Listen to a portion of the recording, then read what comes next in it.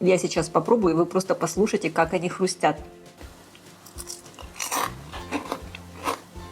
Всем привет, дорогие друзья! Сегодня я готовлю один из самых популярных десертов в Азии, во Вьетнаме, в Таиланде. Это хрустящие бананы. Друзья, посмотрите, сколько здесь разных видов бананов. Сегодня, конечно, выбор бананов огромный. Вот это бананы вьетнамские, такие, как обычные, да, такие. Это бананы африканские, их называют чуй тэй. Тоже у нас продаются. Вот это самые настоящие вьетнамские бананы. И их вьетнамцы очень сильно любят. Они маленькие и очень вкусные. Посмотрите, какие они классные. Теперь есть еще вот такой сорт бананов. Они вот такие толстенькие. Тоже маленькие и толстенькие. И есть еще вот такие зеленые эти бананы. Их тоже покупают и с ними делают салат. Этот десерт считается уличным, и готовится он буквально за 5 минут. Тонкая, румяная, хрустящая корочка и мягкая ароматная серединка – это одно из самых популярных угощений на вьетнамских улицах.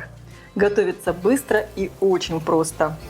Подавать можно с медом, со сгущенкой, но я люблю их даже просто так, потому что они сами получаются очень вкусные, такие сладкие и хрустящие.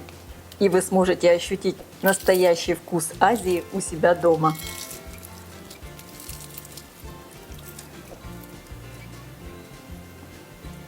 Для рецепта мне понадобится: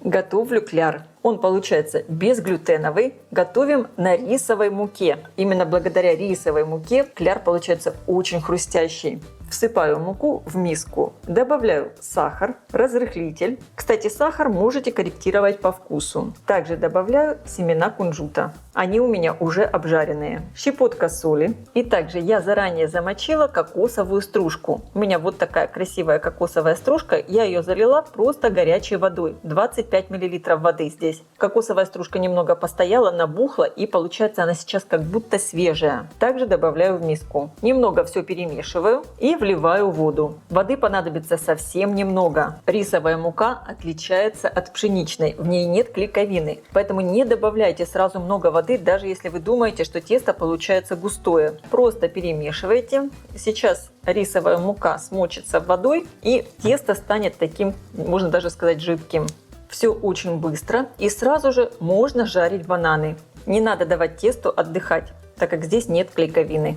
Бананы жарим во фритюре. Я поставила разогреваться такую глубокую сковородку. Наливаю растительное масло. Ну и пока масло нагревается, порежу бананы. Лучше всего использовать бананы, которые еще не переспели, которые чуть-чуть еще такие зеленоватые, чтобы они были такие плотненькие. Очищаю бананы от кожицы и режу на кусочки. Кусочки не надо делать слишком тонкими. Я разрезаю вот так наискосок. Буду делать вот такие длинные кусочки. Проверяю, разогрелось ли масло. Опускаю деревянные палочки. Идут пузыри. Масло разогрелось. Огонь можно сделать чуть тише. Теперь берем бананы и опускаем их в кляр. И сразу же отправляем в горячее масло. Я люблю, когда бананы хорошо покрыты кляром. Поэтому весь кляр я стараюсь не стряхивать с банана. Когда обжарились с одной стороны, переворачиваю на другую. Ну, можно, конечно, еще пару раз переворачивать туда-сюда. Старайтесь слишком близко не выкладывать бананы друг к другу, так как рисовая мука, она такая довольно клейкая, и бананы могут прилипнуть вначале. Как вы понимаете, бананы у нас уже полностью готовы.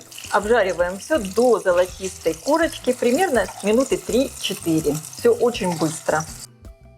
Первая партия бананов обжарилась. Достаю их на тарелку с бумажными полотенцами, чтобы, конечно, убрать лишнее масло. Вот такие красавцы получились. И сейчас они немного полежат, чуть-чуть остынут и станут такие хрустящие вообще.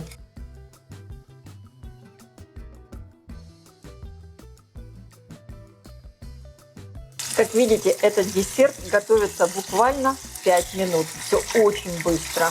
Ну и, друзья, так как я живу во Вьетнаме, буду делать и подачу по-вьетнамски. Вот на таком банановом листе. Я его просто срезала, когда ходила на улицу гулять.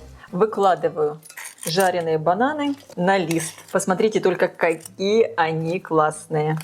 Всего из этого количества ингредиентов у меня получилось пожарить 5 бананов. И вы только посмотрите, бананов получилось вот так много, и они все вот такие хрустящие, шикарные. А внутри, посмотрите, какая нежная начинка. Бананчики, получается, запеклись и стали просто как крем. Я сейчас попробую, и вы просто послушайте, как они хрустят. Друзья, сказать, что это вкусно, это просто ничего не сказать. Это просто невероятно вкусно. Какие они нежные, а сверху хрустящая вот такая корочка. И, друзья, такие бананы очень часто во Вьетнаме и в Таиланде подают, поливая еще сверху медом или сгущенкой. Но мне кажется, что они и так очень вкусные, и тесто достаточно сладкое, и сами бананы очень вкусные. Поэтому я не буду поливать. Я просто слегка присыплю сверху кокосовой стружкой. И, друзья, самое интересное, что этот кляр, даже бананы, когда полежат, не становятся мягкие. Он остается хрустящий, даже когда бананы остынут. Обязательно их приготовьте и попробуйте. А я желаю всем приятного просмотра и приятного аппетита. Если видео вам понравилось, ставьте лайки, пишите комментарии. Подписывайтесь на мой канал Люда Язикок Позитивная кухня. Всем пока!